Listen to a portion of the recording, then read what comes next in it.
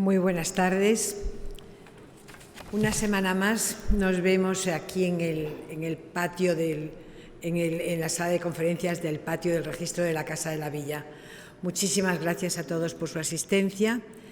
Y bueno, pues como es habitual, cada vez que viene Carmen Cayetano a dar una conferencia, creo que además de todo lo que nos va a informar, pasaremos una tarde muy agradable, porque hay quien tiene una facultad como tiene ella de llegar en las conferencias como nadie.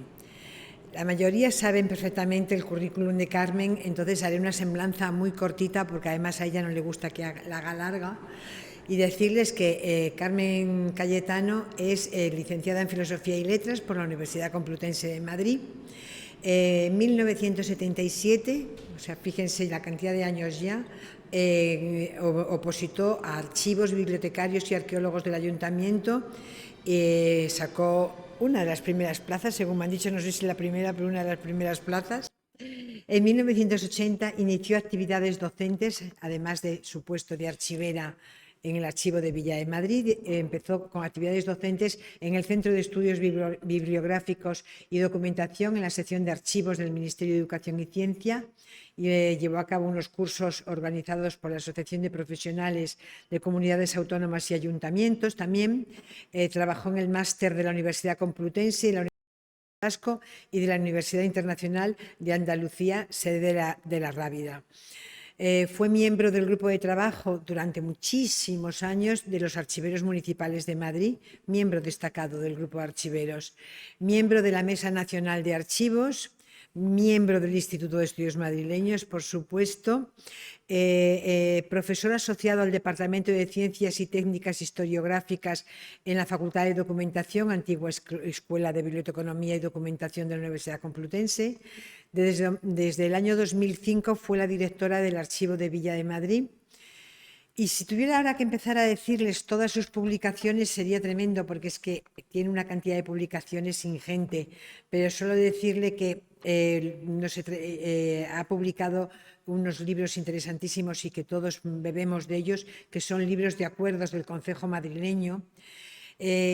Trabajó muchísimo la documentación medieval del Archivo de Villa, los documentos de los Reyes Católicos del Archivo de Villa, catálogos de los documentos de don Felipe, don Fernando, don Felipe, doña Juana y don Carlos, en el Archivo de Villa también. Luego hizo cantidad de artículos sobre documentación en los fondos documentales del Colegio de San Ildefonso de los Niños de la Doctrina del Archivo de Villa, el Archivo de Villa y el Teatro, Historia e Historiadores de Madrid en el reinado de Isabel II y un larguísimo etcétera. Lleva unos años ya jubilada como directora del Archivo de la Villa, pero sigue visitando el archivo y sacando documentación de él, y sí, y trabajando. ¿Verdad que sí? Claro que lo sigue haciendo. Lo que pasa es que es la persona más discreta que yo he conocido en mi vida. A mí me dio clase Carmen Cayetano en un curso del Plan FIP del Ministerio de Cultura en el Archivo Histórico Nacional, y después de pasar la mañana oyendo a un montón de profesores, que había algunos buenísimos, llegaba Carmen y decíamos todos, y ahora viene Carmen Cayetano. Y entonces nos encantaba, porque es que además de enseñarnos archivística estupendamente, porque lo decía todo clarísimo, nos hacía pasar un buen rato con ella. Y eso es una facultad que se tiene o no se tiene. Y ella todos sabemos que la tiene. Así que yo estoy deseando oírla una tarde más, esta vez hablando de María Zambrano, que ella me decía, me has largado una de las difíciles. Digo, pues a lo mejor, pero tú puedes con ella. Y bueno, nos va a hablar hoy sobre María Zambrano en Madrid, y estoy deseando oírte, Carmen. Muchísimas gracias.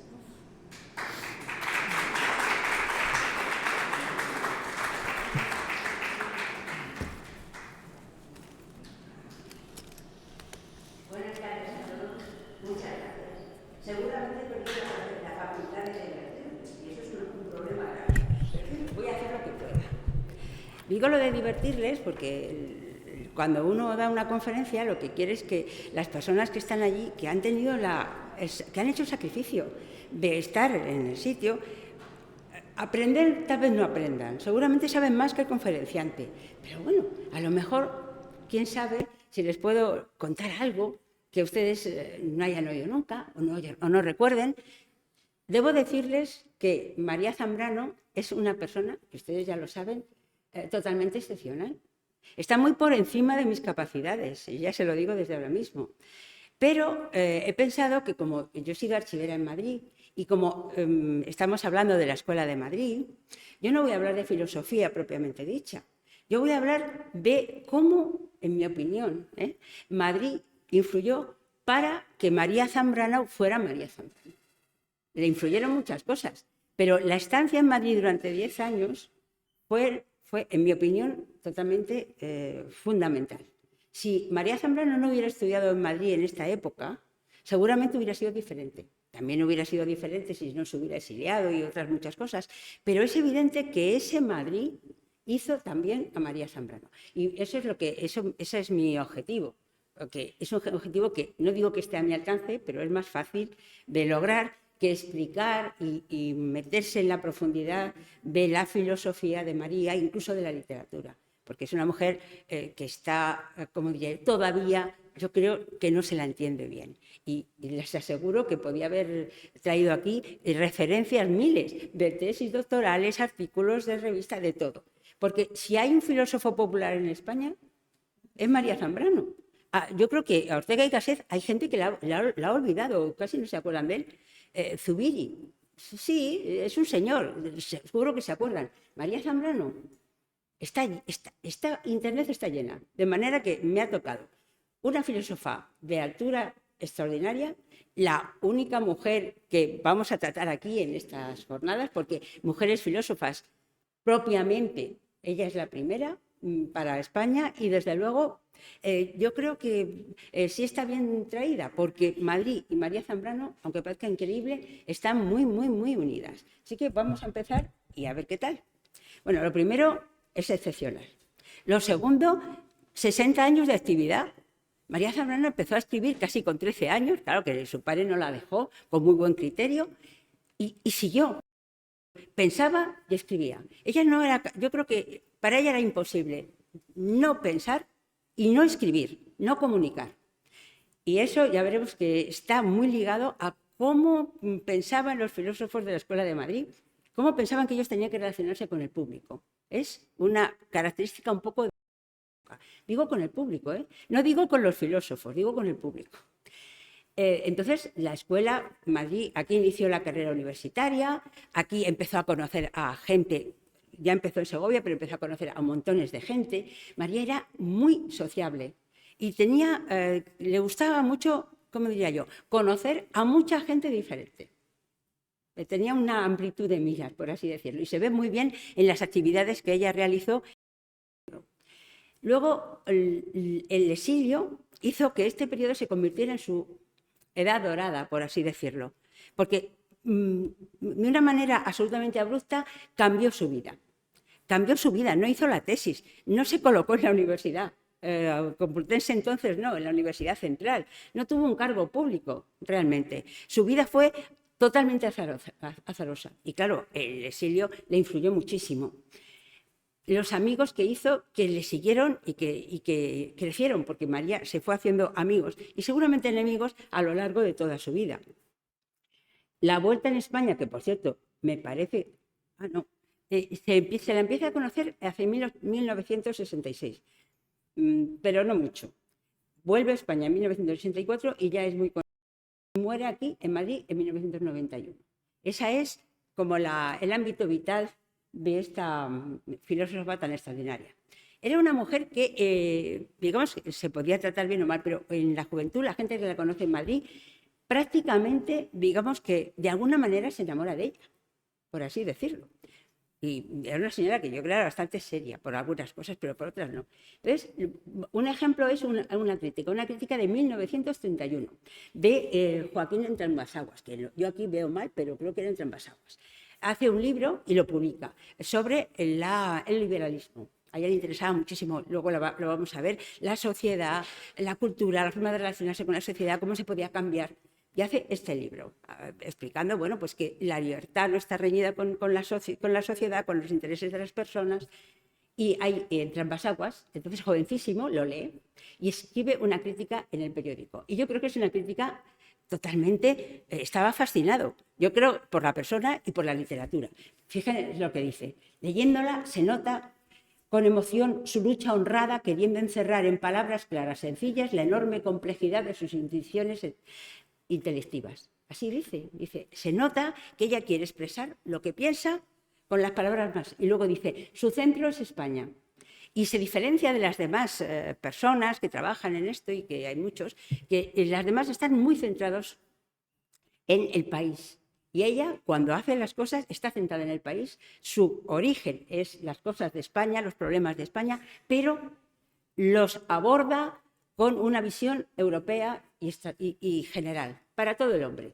Es decir, él, en 1931, en el primer libro que escribe María Zambrano, ya ve que hay algo ahí que no es digamos, lo que él conocía en las demás, en el mundo de literatura que trataba. Que es conocida ahora, en 1900, una filósofa del siglo XX, pongo aquí y pongo una imagen de Google. Yo he cogido Google, me he metido allí y bueno, esto es una de las páginas. O sea, de verdad, María Zambrano es absolutamente popular. Y interesante porque busca, siempre busca, ella nunca se para de buscar. Busca en Occidente y en Oriente. O sea, no solamente es Alemania y Heidegger y Husserl y la fenomenología, no. Se interesa muchísimo por los gnósticos griegos, se interesa muchísimo por los musulmanes, se interesa muchísimo por la mística. Pero es una mujer que tiene unos intereses generales. Además, cree que para entender la vida necesitas hacer poesía. Es decir, la filosofía no vale solo. Tú tienes que además entender la vida desde el punto de vista de la poesía, que es creadora. La filosofía le parece que es demasiado rígida. Es necesaria porque te ordena el cerebro, pero la poesía es la que te permite entender los sentimientos. Y a ella eso le importa muchísimo. Y es vigente, y está muy vigente, ¿por qué? Pues está muy vigente porque tiene una identidad muy definida. María, cuando encuentra, digamos, su vocación, la sigue hasta el final, ya sea política, ya sea filosófica. No se, ¿cómo se dice? Ni siquiera la guerra, ni siquiera el exilio la quita de su camino. Y esas identidades tan fuertes son muy atractivas, porque una persona floja, que se va por aquí y por allá, pues bueno, no tiene ningún interés. Pero una persona tan recia, en una envoltura tan frágil, recordemos que es una persona, que se puede decir que está enferma, pues no es fácil, es una persona muy atractiva en ese sentido. El exilio la marca mucho y luego ¿cómo diría yo? Su necesidad de trascendencia. O sea, no estamos solo aquí, hay que mirar más allá. Eso la hace también muy atractiva. Como filósofa. A ver, ahora que tengo que correr. Y aquí les pongo este dibujito que tengo que encontrar a ver de quién es. Me parece encantador. La frase o el concepto que la define su filosofía es la razón poética, que es una forma de conectar la experiencia humana con la razón, lo que permite que la razón entienda las experiencias, hace que haya un puente entre lo objetivo y lo subjetivo. Esa es digamos, el sujeto de las investigaciones de María Zambrano, que se extienden a lo largo y ancho de literatura, filosofía, poesía, política, de todo. Esto es una lista, ya sé que no se debe hacer esto, pero yo lo hago. De 1930 a 1992 escribe todo esto. Es que es fascinante. Se queda uno pasmado y dice, madre mía, esta mujer. No, hasta el último, después de morir, en 1992, todavía se publica una obra fascinante, una trabajadora nata. ¿Cómo es posible que esta mujer pudiera hacer todo esto? Pues lo hace, con una salud tan mala y sin mucho dinero. Entonces, yo he puesto aquí también, no se lo voy a leer, pero bueno, cuando le concedió el premio Príncipe de Asturias, en la portada de la Fundación del Príncipe de Asturias, hay un concedido el premio a cada uno de los premiados. Y cuando hablan de María Zambrano, dicen, ha creado una obra singular de indiscutibles valores literarios en la que se da una maravillosa conjunción entre poesía y pensamiento. Y luego habla de sus escritos, la belleza de la literatura y todo eso. Me parece totalmente correcto. ¿Y cómo pudo llegar a esto? Porque la pregunta es esa. ¿Cómo María Zambrano, llegó, se hizo María Zambrano? ¿Cuáles son sus orígenes? ¿Y Madrid qué tiene que ver con eso? Era la pregunta. Pues vamos a ver si le respondemos. María nació en Vélez, Málaga. Y eso es importante. ¿Por qué? Porque María es andaluza de corazón. Y lo vamos a ver. Es andaluza sin haber pisado casi Andalucía. Porque yo creo que con 4 o 5 años se marcha de Andalucía y prácticamente no vuelve. Sin embargo, las familias tienen unas raíces andaluzas muy fuertes. Y a ella le queda, no sé si como ideal, pero desde luego como fundamento, el mundo andaluz. La luz, la música, las palabras, eso lo tiene ya en la cabeza. Y por eso María está enterrada en Vélez, porque es andaluza. Eso es lo primero. Lo segundo, Segovia. Segovia. Pues, a ver, Segovia es fundamental para su formación. Madrid, porque aquí florece como mujer y como empieza a hacer como filósofa, acaba sus estudios. El exilio, porque en el exilio se desarrolla. Y luego Madrid, porque Madrid acaba y culmina su obra. María nace en Vélez, Málaga, y lo más interesante, una familia. A los demás filósofos no hablamos de familias, solo hablamos de sistemas, de teorías. Pues yo creo que en el caso de María, que se interesa tanto por la unión entre la razón y la familia es fundamental. Los padres, Blas Zambrano y Araceli Alarcón, son rara avis, en el sentido de que los dos, bueno, él sí, pero los dos trabajan, los dos son maestros.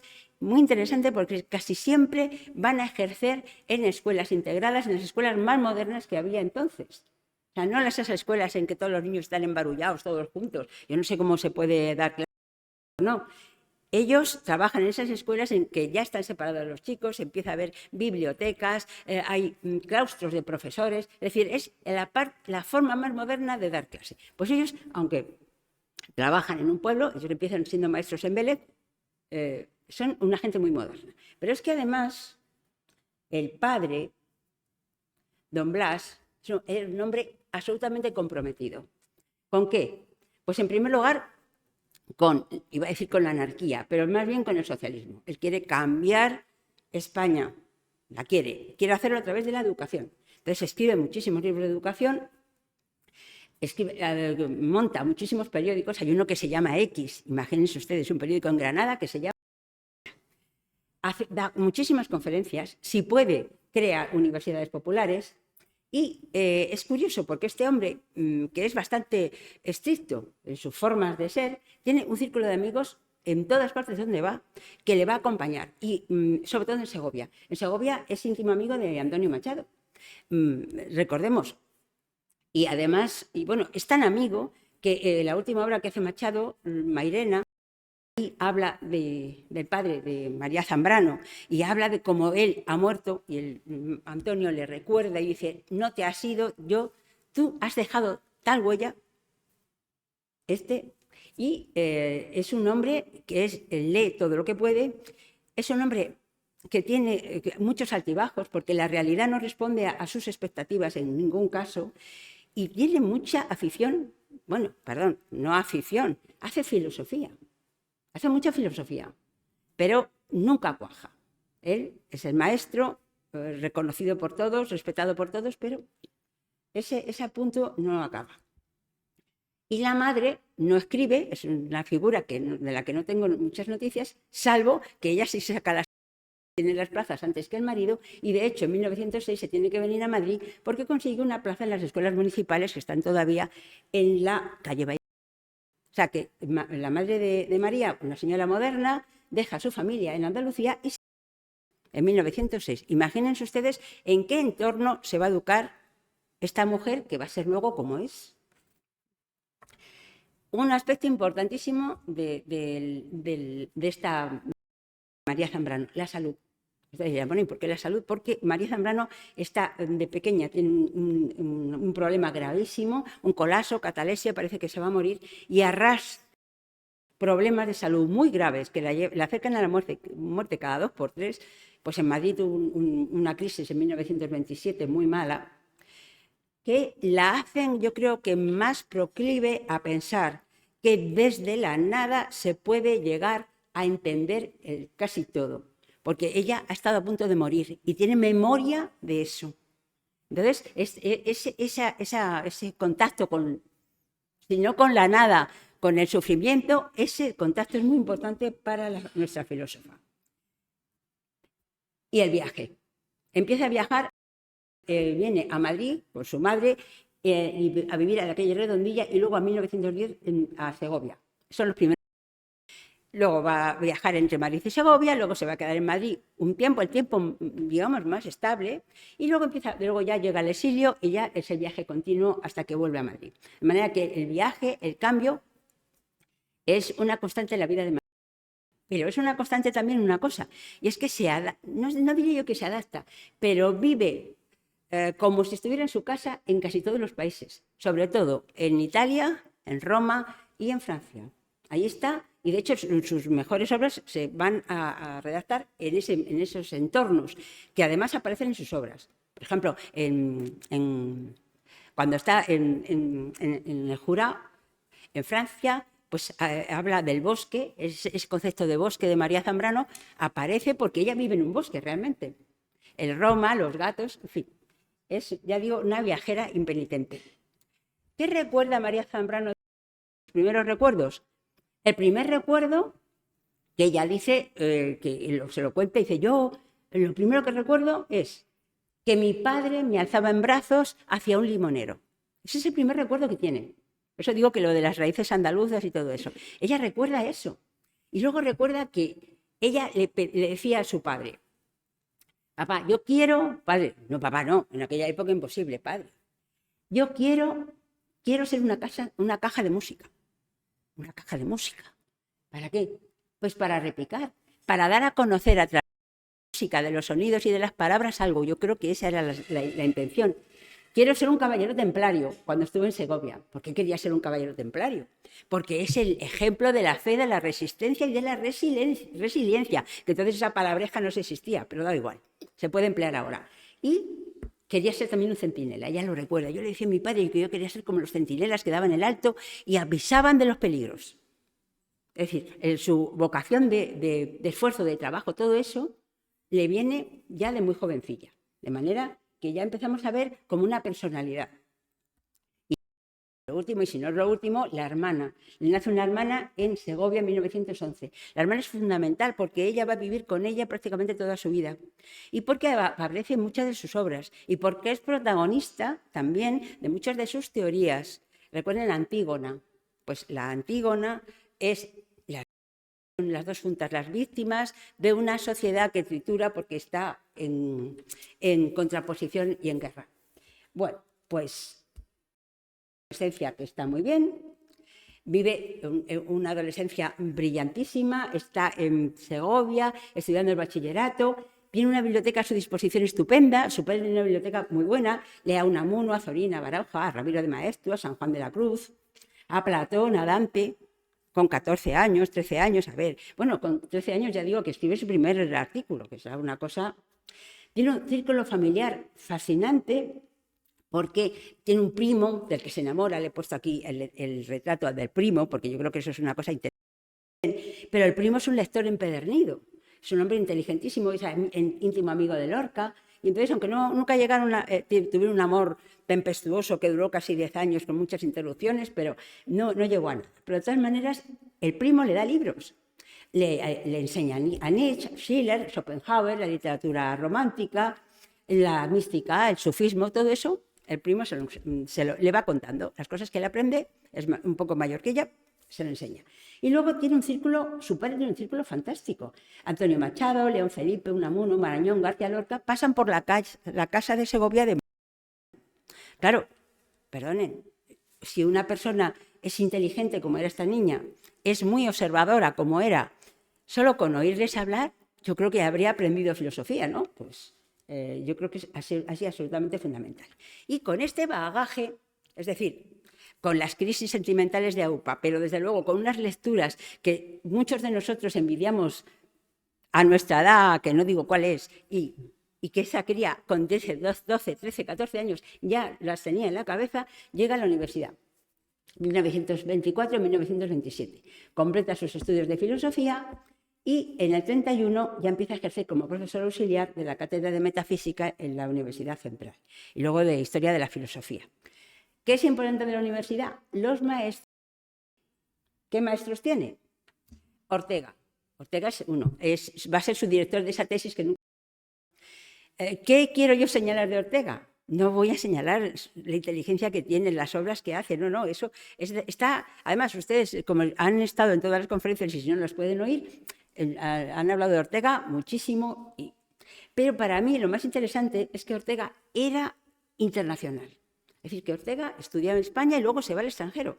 Y cuando vuelve, tiene todo el bagaje que puede tener cualquier persona que ha vivido en Alemania o en Inglaterra o en Estados Unidos o donde sea. Y que además él no tenía ningún complejo. O sea, era un señor que no era un español acomplejado. Él había estado fuera, está dentro, piensa y lo transmite. Eso es fundamental. Tiene una idea, perdón, tiene miles de ideas, pero tiene un eje de pensamiento, Ortega, la razón vital. Entonces él dice, bueno, está muy bien lo de Kant, pero claro, Kant es demasiado tal y cual. Lo que hay que hacer es intentar que la filosofía entienda lo máximo posible. Es decir, la filosofía está pensada, es una ciencia que entiende lo que ocurre, o debería entenderlo, o debería intentar entenderlo. La razón vital, que dice él, porque abarca todo, no solamente las cosas más, no sé, más filosóficas, por así decirlo. Una cosa interesante también con respecto a lo que puede ser María Zambrano. Todo eso se lo enseña. Pero es que además Ortega era de familia de periodistas. Entonces, él es director del Seminario España muy joven. Trabaja en el diario El Sol. Funda, bueno... y además, es que curioso, no sé si ustedes, yo la verdad lo leí el otro día, La España invertebrada y la rebelión de las masas se publicó como folletón en el periódico en El Sol. Imagínense ustedes, como si fuera una novela de Alejandro Dumas. A Ortega no tenía vergüenza en ese sentido. Era un hombre tan seguro, en otros aspectos no tanto, y tan de alguna manera confiado en esta época todavía, en que podía cambiar la sociedad y que tenía obligación de comunicarse con todo el mundo, que emplea estas herramientas. Cuando funda la Revista de Occidente, se dedica a traducir y a todo esto. Y entonces, este es el profesor de María. O sea, un señor que tiene esta capacidad de pensar y por otro lado tiene esta necesidad de difundir de manera moderna. Y luego tiene a Xavier Zubiri, otro que se va a Alemania. Estudia aquí, se va a Alemania, es discípulo de Ortega y desarrolla mucho más y él da clase en la Complutense, es profesor. Y además ella fue ayudante de él durante un tiempo. Un hombre claro y con ideas filosóficas muy desarrolladas. Y luego estos profesores, los últimos, García Morente y Julián Besteiro, que son el ejemplo de lo que pensaba ella que podía ser, bueno, no sé lo que pensaba en ese aspecto, pero que es la paradoja de la sociedad en la que vive María. García Morente es kantiano, es decir, es un señor absolutamente tradicional. La filosofía que hace es casi la filosofía, o casi, no digo que sea, pero bueno. Mientras que Julián Besteiro es marxista. Y también los dos dan clase en la facultad y los dos han dado clase a María. Todo esto, esta chica que llega de Segovia con todas las lecturas hechas o casi, lo recibe. Pero hay más. Acaba la carrera y empieza. ¿Qué es lo que empieza? Una actividad desbordante en todos los campos posibles. Que eso a mí es lo que más me ha llamado la atención. Bueno, ya les digo que es mi interpretación personal, que lo dice todo el mundo, pero a mí me parece casi lo más sorprendente. Por un lado, ella empieza a escribir como una loca, pero a escribir de todo. O sea, escribe montones de artículos de política, filosofía, poesía, sobre sociedad, antropología, lo que se le ocurre. O sea, ella ve una cosa y dice, esto es interesante, piensa sobre ella, ¡plaf! Y lo escribe. Y lo publica. Lo publica en los periódicos también más variados. Tengo una lista por ahí. Luego participa en todo lo posible en la vida cultural política madrileña. Vamos a ver que María es muy política. Entonces va a participar en política activamente, pero digamos de una manera filosófica, en el sentido de que ella no se compromete con partidos. Ella es una persona que quiere que la sociedad funcione, ella se compromete mucho, pero lo de los partidos ya no le va mucho. Eso ya es otra... Es demasiado vital a lo mejor, o es así. Así que eso no va a ser tanto. En la vida cultural todas clases. Va con pintores, va con literatos, con poetas, con los filósofos de la Revista de Occidente. No tiene ningún problema. Incluso les da de comer, bueno, no de comer, pero les hace tés en su casa. Es asombroso. Esta mujer tan joven, pues allí va. Y luego cada vez lee más, porque además, como tiene que preparar la tesis, pues empieza a leer todo lo Spinoza, Camberson, de todo. Fíjense ustedes qué persona tan excepcional, ¿eh? Es que claro. Y impresiona muchísimo. Entonces, aquí les tengo, bueno, dirán, si este señor tan moreno, ¿qué hace aquí? Pues este señor tan moreno se llama Hernández Cata. Yo, la verdad, no tenía el honor de conocerle, pero leí un artículo sobre otra crítica que hace sobre María Zambrano, habla de ella en un periódico. Bueno, yo creo que este señor, que entonces era un poco más viejo de lo que está en la foto, era cónsul de Cuba en España. Era totalmente rebelde, bueno, era un señor divertidísimo porque su padre era coronel español y su madre no era mambís, pero era una de las revolucionarias, bueno, su familia era de los que querían, como es normal, la independencia de Cuba. Entonces él debió vivir toda su vida en una paradoja. Y era muy, muy rebelde. Pero en estos años ya era mayor, tenía una familia y vivía en Madrid, era el cónsul de Cuba. Y luego llegó a ser durante muy poquito tiempo embajador. Pues habla de María. ¿Y qué dice de María? Pues es un poco antiguo, porque el señor nació en 1888, una cosa así. Y entonces habla de la siguiente manera. Dice, bueno, lo bien que lo hace, el escrúpulo, no sé qué. Pero sobre todo lo que más le llama la atención es que María, para él es muy femenina, pero no ha renunciado a pensar. Es inteligente. Y entonces él le asombra. Y dice, anda, pues es que casi todas las feministas que conozco, no dice eso, porque entonces no se llevaba del todo a decir, son demasiado, en fin, parece que me quieren pegar. Porque no dice eso, pero es lo que piensa. Pero María no. María no tiene ningún problema. María no tiene complejo ninguno de ser mujer ni de nada. Ella piensa. Y luego hace lo que le parece oportuno. Pero no tiene mayor dificultad. Y de hecho, luego lo vamos a ver.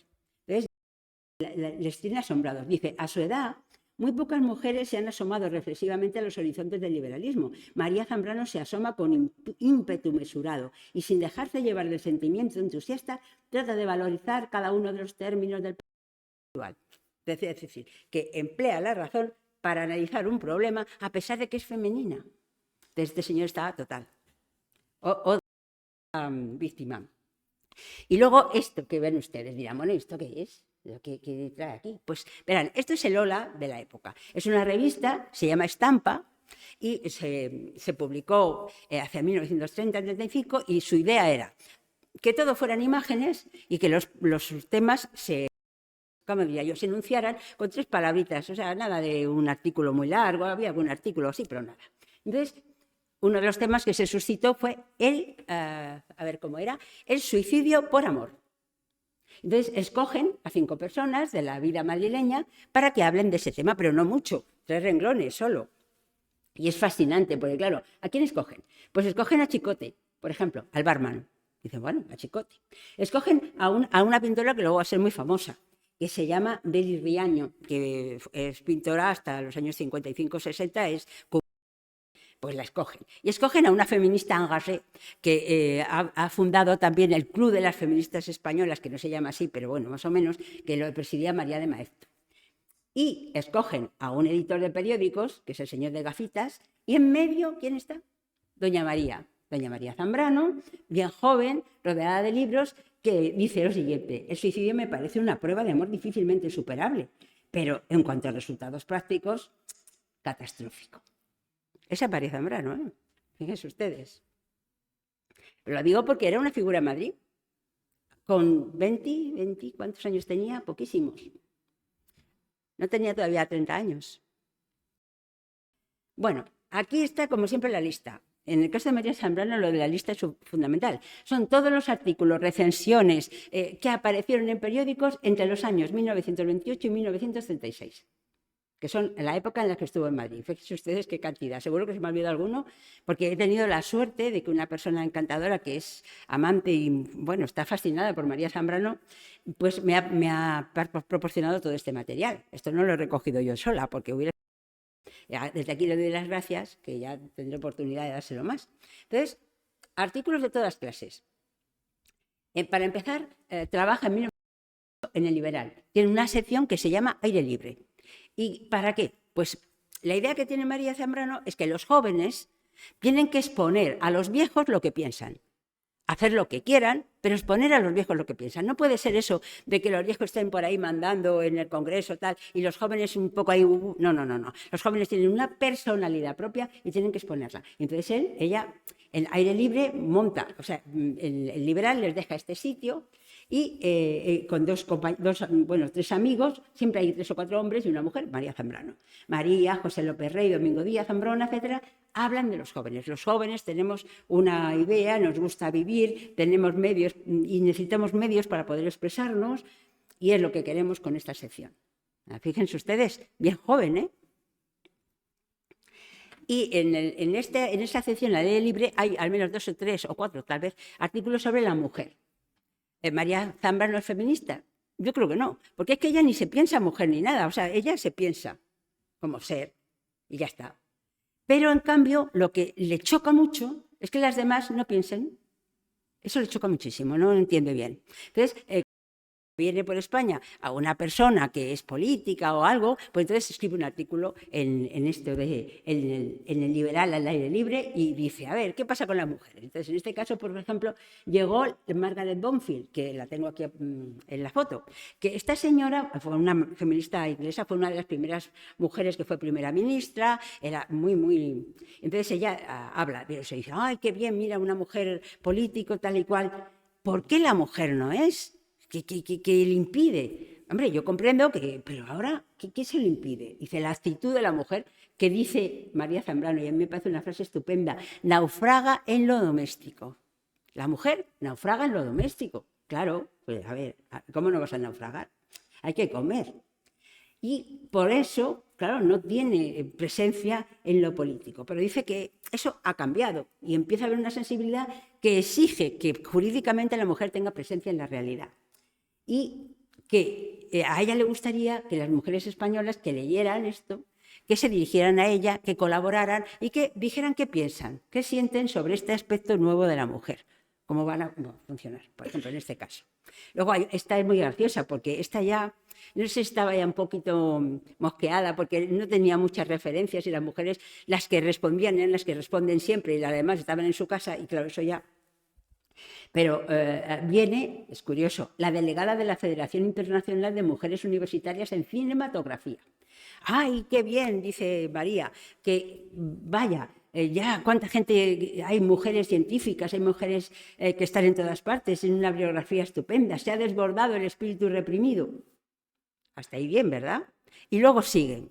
Claro que la mujer, en algunos casos, ha vivido muy bien, ha tenido un papel de heroína romántica, no ha tenido que trabajar. Y dice, hombre, a ver si ahora las mujeres que eran ociosas, dice, emplean ese ocio en razonar. Viene a decir eso. Dice, uy, María Zambrano las tira con bala. Es decir, no es una filósofa totalmente que está en el mundo espiritual y no, está en la tierra. No importa que sea una literata magnífica, que haya leído todo, es así. Bueno, como digo, la participación de María en la vida social de la época es extraordinaria. Yo he puesto aquí 3 ejemplos para que vean. Uno, o sea, homenajes, banquetes. 80 hombres, 2 mujeres.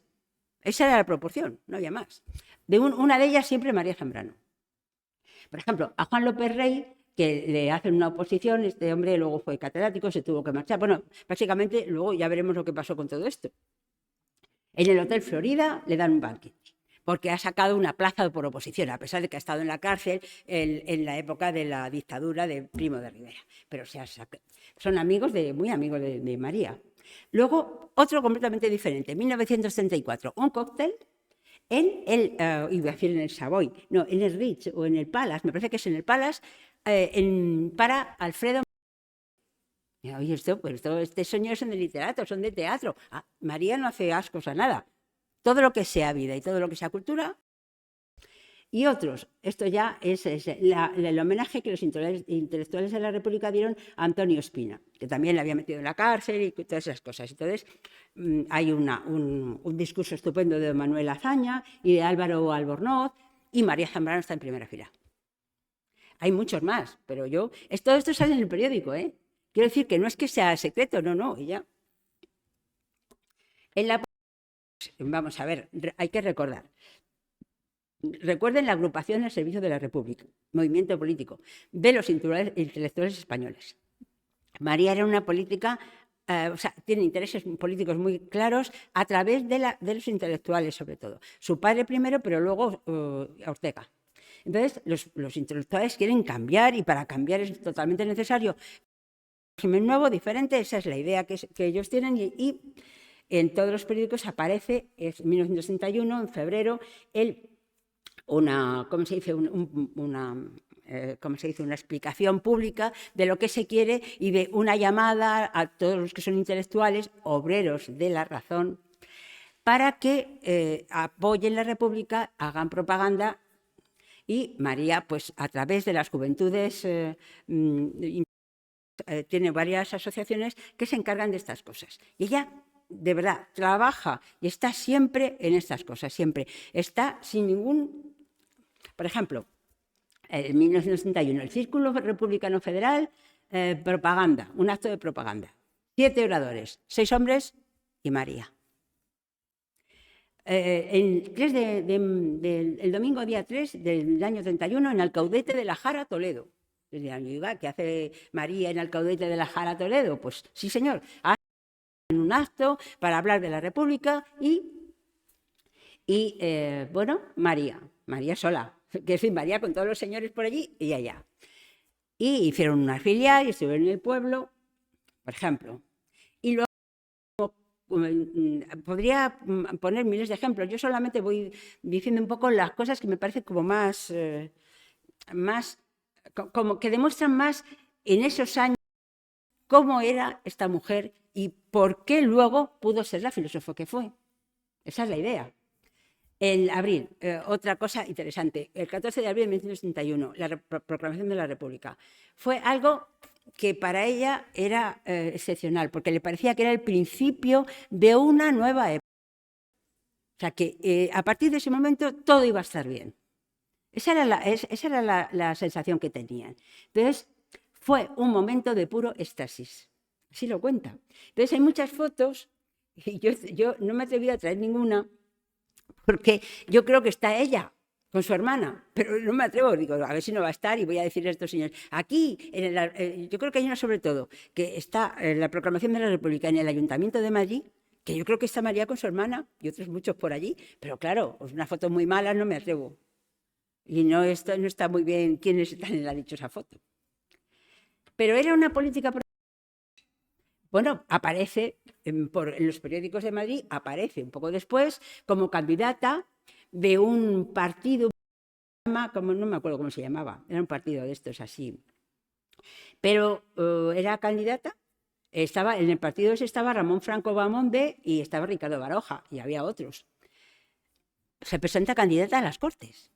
Bueno, María no quería ser candidata a las Cortes, entonces lo dice claramente, dice, no estoy ni he estado en momento alguno afiliada al partido comunista ni más o menos afín. En mis escasas actuaciones políticas he hecho, bueno, escasas no, todo el tiempo, pero claro, a ella le parece que eso no... En fin, he hecho propaganda exclusivamente republicana, estuve afiliada 2 meses a Acción Republicana, eso es Acción Republicana, hasta que se constituyó su partido y pertenezco desde su fundación a la agrupación al servicio de la República, en cuya juventud calladamente trabajo y a cuya disciplina por entero me debo. Si mi nombre apareció incluido en alguna candidatura, fue en contra de mi voluntad que públicamente manifesté a su debido tiempo. Es decir, ella es una trabajadora. Ella trabaja por la sociedad, luego ya veremos que está en las misiones pedagógicas, pero no le gustan los partidos políticos. Eso le parece que yo creo que la distraen de la lectura. Porque ella actuar y ver que actúa para alguien bien, pero, en fin, perder el tiempo me parece a mí que no. En el Ateneo, también. Bueno, Bueno, de hecho, y además trabaja, siempre que está en algún sitio trabaja. En el Ateneo la nombran secretaria de la sección de filosofía. El presidente era don Julián Besteiro y la secretaria primera, doña María Zambrano. Su padre también estaba en el Ateneo, luego ya se tuvieron que dar de baja, pero ahí estaban. Conferencias, todas las del mundo. He puesto un ejemplo, por poner, aquí, por ejemplo, pero además lo hacía en sitios la más de... O sea, no en sitios así como muy... sino que para la gente que la pedía, que estuviera, porque en aquella época todo el mundo... como diría yo, había muchísimas asociaciones, muchísimas daban conferencias, la gente quería aprender mucho, o por lo menos esa es la sensación que se da. Entonces, por ejemplo, esta, 9 la Federación Nacional de Obreros Tabaqueros, por eso he puesto la tabacalera, porque estaba en la misma calle. Entonces, hay un acto público y la señorita María Zambrano hablará del matrimonio fuera del amor. Ustedes dirán, esto del matrimonio fuera del amor, ¿qué es esto? Porque el amor fuera del matrimonio ya, pero el matrimonio fuera del amor no se sabe. Pues muy bien, porque dice María que, claro, que ahora el mundo ha cambiado completamente. ¿Por qué? Porque la mujer antiguamente podía ser una diosa, podía ser una esclava, pero no era una compañera que tuviera un mismo objetivo. Entonces, el hecho de que la mujer sea capaz de tener su propio objetivo y se pueda complementar con el hombre en objetivos de trabajo, eso es una cosa nueva. Por eso dice matrimonio fuera del amor, que está muy bien pensado. A ver, clases, todas las del mundo también. Empieza dando clases, bueno, da clase en la universidad, en 1930 en el Instituto Escuela, es ayudante de filosofía. Da clases gratis en la universidad extraoficial que se monta cuando se cierra la universidad en 1931. Se cierra y entonces los profesores se ponen de acuerdo con los chicos para dar unas clases en los sitios más insospechados, en el Ateneo, en la sede de los periódicos y así. Y entonces dan las gracias a los profesores.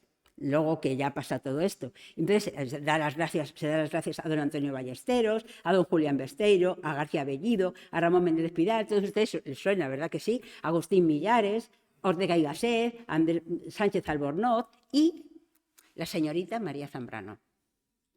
Tenía 25 años. A ver, o sea, yo quiero que quede claro que en Madrid se va a formar el núcleo duro de la personalidad de esta filósofa. Yo creo que sin esto y sin el exilio, María Zambrano no sería María Zambrano. Hubiera sido otra cosa, tal vez magnífica, pero no. Tertulias. No se crean ustedes que solamente daba clases. Estaba en todas las tertulias posibles. En la del Pombo, en la de San Millán, hasta estuvo alguna vez en la Granja del Henar, en la de la Revista de Occidente, en la Cruz y Raya, con Bergamín, Cuatro Vientos, con Lorca, y la hoja literaria que la he puesto en negro porque es que la montaron unos amigos, se montaron ellos para hacer cosas y escribir cosas. Claro, duró poco, pero porque era una hoja. Pero bueno, el primer número tiene lo primero un artículo de María Zambrano, en el primero. Y ya digo que en esas tertulias conocía mucha gente y una de las personas que conoció con más así es a Miguel Hernández.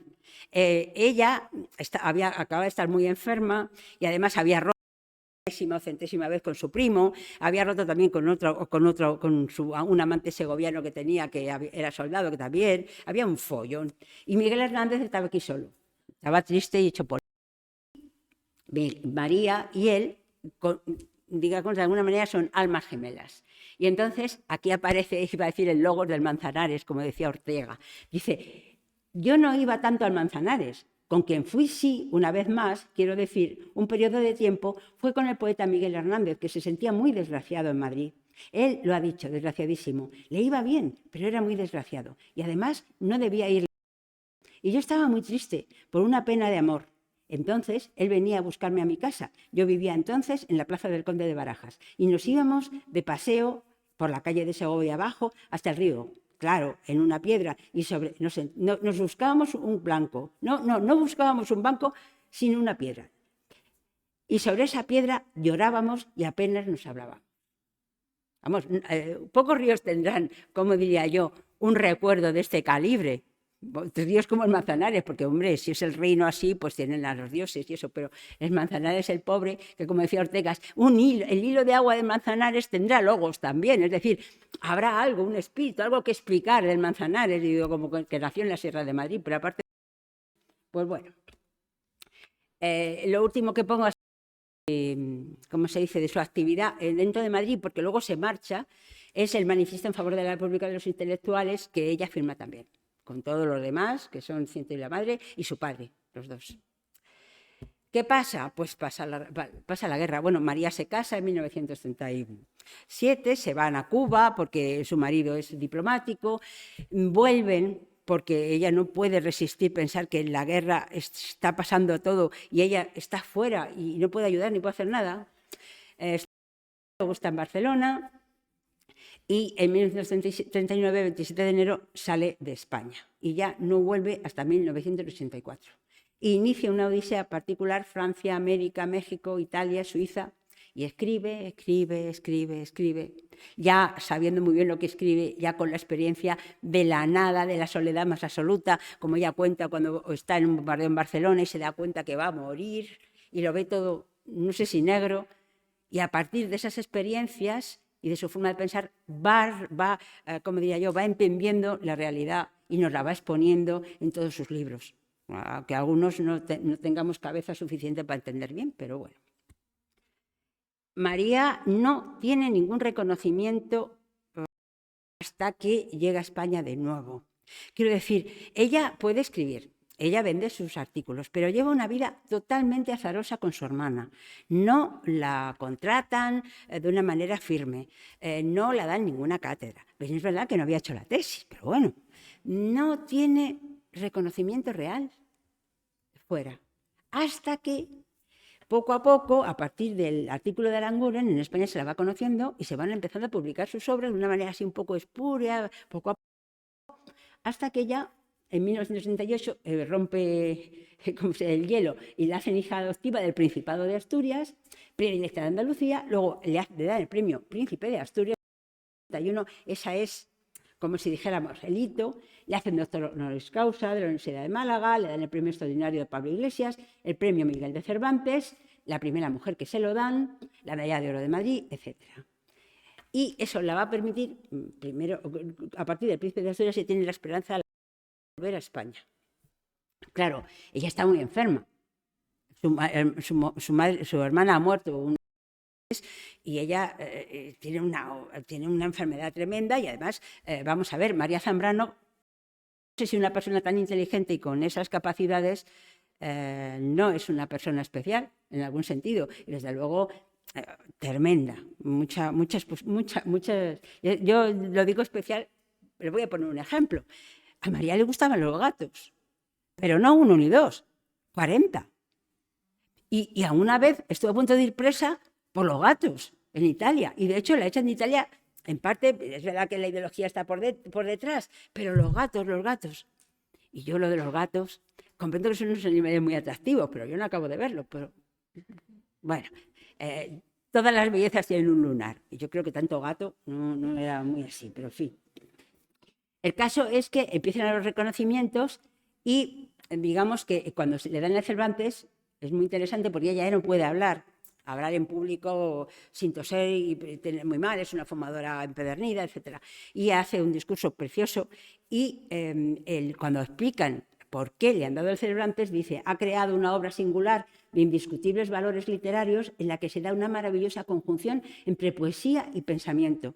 Sus escritos se centran sobre el eterno problema de la belleza y la verdad, siendo el acceso a esa verdad una constante fundamental de su proceso intelectivo. La autora del Hombre y lo Divino ha roto fronteras entre el pensamiento y la literatura, alcanzando un estilo de gran belleza formal, en el que el acto de pensar se convierte en un saber sobre el alma, en un sueño creador. Eso es lo que dice el Cervantes, y está bien dicho. De manera que ella puede volver a Madrid en noviembre de 1984, yo creo que fue el 20 de noviembre, coincidiendo con el aniversario de la muerte de Franco, al fin y al cabo, y vive aquí hasta el año 91, y eso le permite, con muchas entradas y salidas en el Hospital de la Princesa, y con sus colaboradores, gente que la sigue, porque es una mujer bastante fascinante, si quiere, recoger sus obras y poder empezar las obras completas y estar tranquila. Es decir, tiene una casa, ella vive aquí en Madrid y digamos que son esos años que si no son de plenitud física, sí que son de tranquilidad espiritual.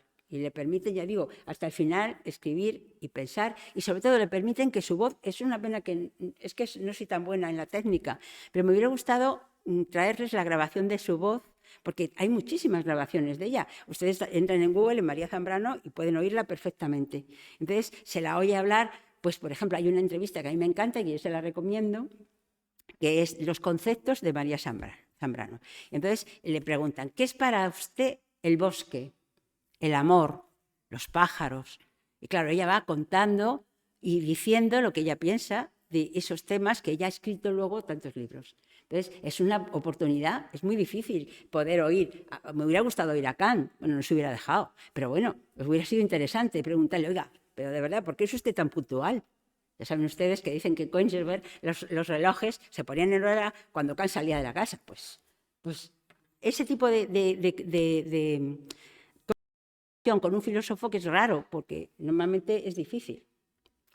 Y ya digo, en el 89 se ve ella eso con los reyes, que es paradójico, pero dice, bueno, pues es un rey republicano, me vale.